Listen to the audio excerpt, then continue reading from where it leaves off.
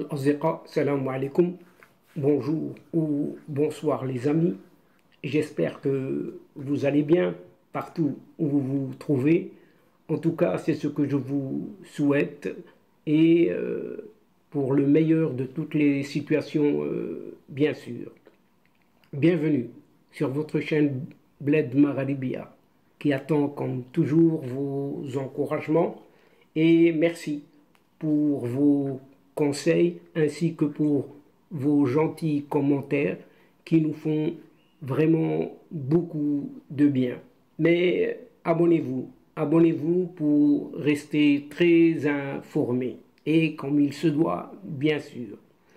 Mesdames et messieurs, chers amis, cette séquence vidéo revient vers vous et se penche tout particulièrement sur ce Sahara oriental marocain qui est de nouveau dans notre actualité et dont il vous est proposé ici et maintenant une série d'épisodes dont voici le 6e de ce feuilleton qui s'intitule, ouvrant et fermant les guillemets, quand les archives françaises montrent que le Sahara oriental est bel et bien historiquement marocain. Et pourtant, il est confisqué. Il lui est confisqué à ce Maroc. En effet, la directrice des archives royales marocaines, Madame Bahija Simou, a, document à l'appui, rappelé lors d'une certaine conférence donnée le 22 février dernier à Rabat, la marocanité du Sahara, tant méridional qu'oriental. C'est ainsi, les archives ont parlé. Dans les prochaines chroniques, nous nous intéresserons ensemble, si vous le voulez bien, au seul Sahara oriental, c'est-à-dire aux régions marocaines aujourd'hui rattachées, si ce n'est occupées par cette Algérie de nos jours. Concernant cette immense région dite Sahara oriental, justement, les archives françaises montrent comment, afin d'agrandir cette Algérie française, alors à ce moment-là appelée département français, la France amputa purement et simplement, territorialement parlant, ce Maroc. Le plus singulier dans cette affaire est que, obstiné dans son refus, vraiment bétonné, de regarder l'histoire en face, le système algérien, depuis une certaine indépendance, juillet 62, se montre l'héritier le plus fidèle du colonialisme français, auquel il doit pourtant tant et tant, mais qu'il ne cesse pourtant de dénoncer. Un paradoxe, tout simplement un paradoxe, qui mérite d'être souligné ici. Et laissons juste parler les archives françaises elles-mêmes, les archives des autres, de ceux qui ont colonisé tout ce territoire, si ce n'est toute cette Afrique du Nord. Premièrement, en 1924, la question de la souveraineté sur le Touet, territoire situé à l'est de Tindouf, opposa l'administration française du protectorat, ce qui était appelé ainsi, au gouverneur général de cette Algérie, créée de toutes pièces par cette France. Depuis Rabat, un certain maréchal Hubert Lyautey adressa alors au gouvernement français de longues notes concernant les frontières historiques du Maroc. Ces notes donnent un éclairage très important sur cette question.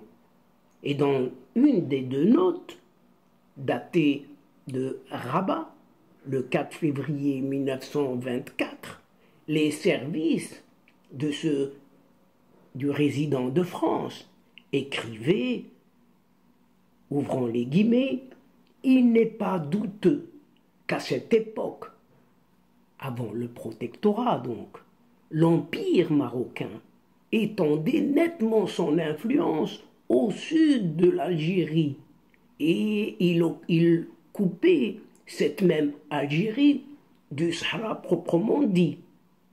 Les oasis sahariennes du Twint, du Gourara et du Tidikelt relevaient depuis plusieurs siècles du sultan du Maroc. L'autorité du sultan Moulay Hassan Ier y fut rétablie en 1892 et des gouverneurs marocains y demeurèrent jusqu'à l'occupation française de Ain Salah 1902 qui provoqua des protestations au Makhzen. En 1917, le général Gourou, qui était alors commissaire résident général par intérim, Hubert Lyautey était alors ministre de la guerre à Paris, demanda même le retour de Colomb Bechar au Maroc. Et 4 jours plus tard, dans une note en date du 8 février 1924, destinée au président du Conseil, donc le chef du gouvernement français, le maréchal Hubert Lyautey, lui résident général au Maroc, écrivait « J'estime que le Maroc a dans le Sahara une frontière commune avec l'Afrique occidentale. Je ne puis qu'appeler toute l'attention de votre Excellence sur l'importance de la question pour ce qui regarde le Maroc, dont la France a solennellement garanti l'intégrité, engagement qu'elle a rappelé au cours des négociations récentes. Au surplus, sans qu'il soit, je pense, nécessaire d'insister davantage sur ce point, l'histoire des dynasties marocaines suffit à démontrer que, de tout temps, les sultans ont exercé sur cette partie du continent une action spirituelle et parfois effective, incontestée. Deuxièmement, pour le maréchal Hubert Lyautey, l'appartenance de Tindouf au Maroc ne faisait donc aucun doute. L'administration marocaine s'exerçait en effet sur la vallée de Tindouf, qui dépendait du califat de Tafilalt, et ses caïds étaient nommés par Dahir du sultan du Maroc. Les archives marocaines conservent de nombreux documents administratifs confirmant cette réalité. La première agglomération de Tindouf, Tindouf, entendez par là Tamandouf ou Tamazir, ou Tendefes, est connue par Al-Bakri et le Tarikh al-Fattah, l'histoire ouverte, pillée, ravagée et enfin détruite par les Rhésus successifs des Touaregs, des Barabers et des Rgibet. Elle disparut durant 2 siècles, mais ces points d'eau continuèrent à être fréquentés par les caravanes transsahariennes. La ville nouvelle de Tindouf fut fondée en 1852 ou en 1857 par un certain Mrabat Ould Blamish, chef de la tribu des Tadjakent, qui avait fait allégeance au sultan du Maroc. En 1934, la France occupa Tindouf, qui, dans un premier temps, fut englobée dans la zone militaire dépendant du commandement français du Maroc avant d'être placé sous l'autorité du gouverneur général de l'Algérie. Mais à aucun moment, la marocanité de la région ne fut remise en cause. En 1956, au moment de l'indépendance du Maroc, Tindouf était administrativement rattachée à la région d'Agadir. Et vous entendez bien. Donc, elle était en 1956 sous administration d'Agadir. Au mois de juillet 1962, tiens, une certaine date d'indépendance d'une certaine Algérie. Quant à elle accorda l'indépendance, justement, la France à cette Algérie, eh bien, cette France était militairement présente toujours à Tindouf, dont elle se retira au mois d'octobre de la même année seulement, laissant l'ALN, une certaine ALN, Armée de libération nationale algérienne, s'y installer tout doucement, sans y voir la moindre vue ni image, tout doucement, en catimini. Et c'est ainsi que Tindouf, la Marocaine, est devenue algérienne. Et pendant au mois de juillet, les tribus de la région de Tindouf, essentiellement les Tajakens et les Erguibèdes, avaient fait allégeance au roi du Maroc.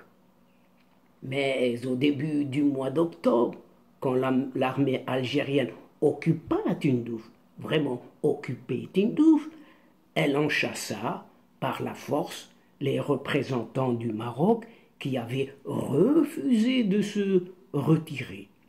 Et cette prise de possession fit alors de nombreuses victimes. Jusqu'à nos jours, les victimes y sont toujours. Oui, jusqu'à nos jours.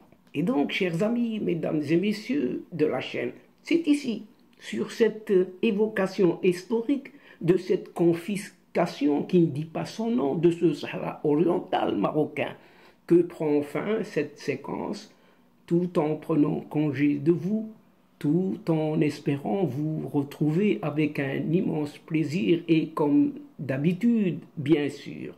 Merci en tout cas pour votre fidélité, mais n'oubliez pas de nous aider mutuellement et de soutenir votre chaîne en vous y abonnant en grande masse. Aussi, partagez au grand maximum vos séquences vidéo partout où vous pouvez le faire. Il suffit pour cela juste d'un petit clic sur votre smartphone ou sur votre ordinateur. Un petit clic et ça suffit. Quant à moi, le moment est arrivé juste pour vous dire au revoir les amis. Al-Asdiqa, salam alaikum wa rahmatullah wa barakatuh. À la prochaine fois et à bientôt. إلى اللقاء في حصة أخرى إن شاء الله مع السلامة.